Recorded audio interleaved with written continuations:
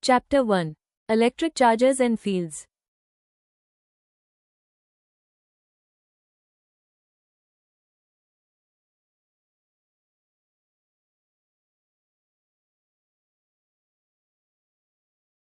Introduction. All of us have the experience of seeing a spark or hearing a crackle when we take off our synthetic clothes or sweater, particularly in dry weather.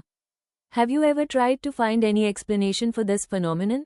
Another common example of electric discharge is the lightning that we see in the sky during thunderstorms. We also experience a sensation of an electric shock either while opening the door of a car or holding the iron bar of a bus after sliding from our seat. The reason for these experiences is discharge of electric charges through our body, which were accumulated due to rubbing of insulating surfaces. You might have also heard that this is due to generation of static electricity. This is precisely the topic we are going to discuss in this and the next chapter. Static means anything that does not move or change with time. Electrostatics deals with the study of forces, fields and potentials arising from static charges. हम सभी ने कभी न कभी synthetic कपड़े या sweater उतारते समय चिंगारी देखी होगी या चटकने की आवाज़ सुनी होगी, खासकर सूखे मौसम में। क्या आपने कभी इस घटना का कारण जानने की कोशिश की है? इलेक्ट्रिक डिस्चार्ज का एक और आम उदाहरण बिजली है जो तूफान के समय आसमान में दिखाई देती है। हमें कार का दरवाज़ा खोलते समय या सीट से खिसकने के बाद बस की लोहे की रॉड पकड़ते समय भी बिजली का झटका महसूस हो सकता है। इन अनुभवों का कारण हमारे शरीर से इलेक्ट्रिक चार्ज का डिस्चार्ज होना है, जो इंसुलेटिंग सतहों के आपस में रगड़ने से जमा हो गए थे। आपने ये भी सुना होगा कि ऐसा स्टैटिक इलेक्ट्रिसिटी, स्थिर विद्युत, बनने के कारण होता है। यही वो विषय है जिस पर हम इस और अगले चैप्टर में चर्चा करेंगे। स्टैटिक का मतलब है कोई ऐसी चीज जो समय के साथ न तो हिलती है और न ही बदलती है। इलेक्ट्रोस्टैटिक्स में स्टैटिक चार्ज से पैदा होने वाले फोर्स, फील्ड और पोटेंशियल का अध्ययन किया जाता है। 1.2 Electric charge. Historically, the credit of discovery of the fact that amber rubbed with wool or silk cloth attracts light objects goes to Thales of Miletus, Greece, around 600 BC. The name electricity is coined from the Greek word electron meaning amber.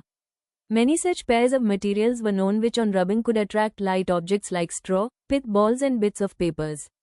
It was observed that if two glass rods rubbed with wool or silk cloth are brought close to each other, they repel each other. Fig. 1.1 a. The two strands of wool or two pieces of silk cloth, with which the rods were rubbed, also repel each other. However, the glass rod and wool attracted each other. Similarly, two plastic rods rubbed with cat's fur repelled each other. Fig. 1.1 b, but attracted the fur. On the other hand, the plastic rod attracts the glass rod. Fig. 1.1 c, and repel the silk or wool with which the glass rod is rubbed. The glass rod repels the fur. These seemingly simple facts were established from years of efforts and careful experiments and their analyses. It was concluded, after many careful studies by different scientists, that there were only two kinds of an entry which is called the electric charge. We say that the bodies like glass or plastic rods, silk, fur and pith balls are electrified. They acquire an electric charge on rubbing. There are two kinds of electrification and we find that I, like charges repel and E, unlike charges attract each other. The property which differentiates the two kinds of charges is called the polarity of charge. When a glass rod is rubbed with silk, the rod acquires one kind of charge and the silk acquires the second kind of charge. This is true for any pair of objects that are rubbed to be electrified. Now if the electrified glass rod is brought in contact with silk, with which it was rubbed, they no longer attract each other. They also do not attract or repel other light objects as they did on being electrified. Thus, the charges acquired after rubbing are lost when the charged bodies are brought in contact. What can you conclude from these observations? It just tells us that unlike charges acquired by the objects neutralize or nullify each other's effect. Therefore, the charges were named as positive and negative by the American scientist Benjamin Franklin. By convention, the charge on glass rod or cat's fur is called positive and that on plastic rod or silk is termed negative. If an object possesses an electric charge, it is said to be electrified or charged. When it has no charge, it is said to be electrically neutral. Electron का मतलब है amber. ऐसी कई चीजों के जोड़े थे जिन्हें आपस में रगड़ने पर वे हल्की चीजों जैसे तिनके, पिथ बॉल और कागज के टुकड़ों को अपनी ओर खींच सकती थी। देखा गया कि अगर ऊन या रेशम के कपड़े से रगड़ी गई दो कांच की छड़ों को एक दूसरे के पास लाया जाए, तो वे एक दूसरे को दूर धकेलती हैं। चित्र 1.1 ए। ऊन के दो रेशे या रेशम के कपड़े के दो टुकड़े जिनसे छड़ों को रगड़ा गया था, वे भी एक दूसरे को दूर धकेलते हैं। हालांकि कांच की छड़ और ऊन एक दूसरे को अपनी ओर खींचते हैं। इसी तरह बिल्ली की खाल से रगड़ी गई दो प्लास्टिक की छड़ें एक दूसरे को दूर धकेलती हैं, चित्र 1.1 बी, लेकिन खाल को अपनी ओर खींचती हैं। दूसरी ओर प्लास्टिक की छड़ कांच की छड़ को अपनी ओर खींचती है, चित्र 1.1 सी, और रेशम या ऊन को दूर धकेलती है जिससे कांच की छड़ को रगड़ा गया था। कांच की छड़ खाल को दूर धकेलती है। ये देखने में आसान लगने वाली बातें सालों की मेहनत और सावधानी से किए गए प्रयोगों और उनके विश्लेषण से पता चली।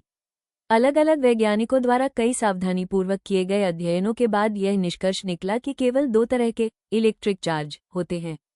हम कहते हैं कि कांच या प्लास्टिक की छड़ें, रेशम, खाल और पित बॉल जैसी चीजें इलेक्ट्रिफाइड, विद्युतीकृत हो जाती हैं। रगड़ने पर उनमें इलेक्ट्रिक चार्ज आ जाता है। इलेक्ट्रिफिकेशन दो तरह का होता है और हम पाते हैं कि एक जैसे चार्ज एक दूसरे को दूर धकेलते हैं और अलग अलग तरह के चार्ज एक दूसरे को अपनी ओर खींचते हैं। जो गुण दो तरह के चार्ज में अंतर करता है उसे चार्ज की पोलैरिटी, ध्रुवता कहते हैं। जब कांच की छड़ को रेशम से रगड़ा जाता है तो छड़ पर एक तरह का चार्ज आ जाता है और रेशम पर दूसरे तरह का चार्ज आ जाता है। यह उन सभी चीजों के जोड़ों के लिए सच है जिन्हें रगड़कर इलेक्ट्रीफाइड किया जाता है। अब अगर इलेक्ट्रीफाइड कांच की छड़ को उस रेशम के संपर्क में लाया जाए जिससे उसे रगड़ा गया था, तो वे एक दूसरे को अपनी ओर नहीं खींचती। वे दूसरी हल्की चीजों को भी वैसे नहीं खींचती या दूर धकेलती जैसा इलेक्ट्रीफाइड होने पर करती थी। इस प्रकार रगड़ने के बाद मिले चार्ज खत्म हो जाते हैं जब चार्ज वाली चीजों को संपर्क में लाया जाता है। इन अवलोकनों से आप क्या निष्कर्ष निकाल सकते हैं? इससे हमें बस इतना पता चलता है कि चीजों पर आए अलग अलग तरह के चार्ज एक दूसरे के प्रभाव को न्यूट्रलाइज, बेअसर कर देते हैं या खत्म कर देते हैं। इसलिए अमेरिकी वैज्ञानिक बेंजामिन फ्रैंकलिन ने इन चार्ज को पॉजिटिव, धनात्मक, और नेगेटिव, ऋणात्मक नाम दिया। आमतौर पर कांच की छड़ या बिल्ली की खाल पर मौजूद चार्ज को पॉजिटिव और प्लास्टिक की छड़ या रेशम पर मौजूद चार्ज को नेगेटिव कहा जाता है। अगर किसी चीज पर इलेक्ट्रिक चार्ज होता है तो उसे इलेक्ट्रिफाइड या चार्ज्ड कहा जाता है। जब उस पर कोई चार्ज नहीं होता तो उसे इलेक्ट्रिकली न्यूट्रल कहा जाता है।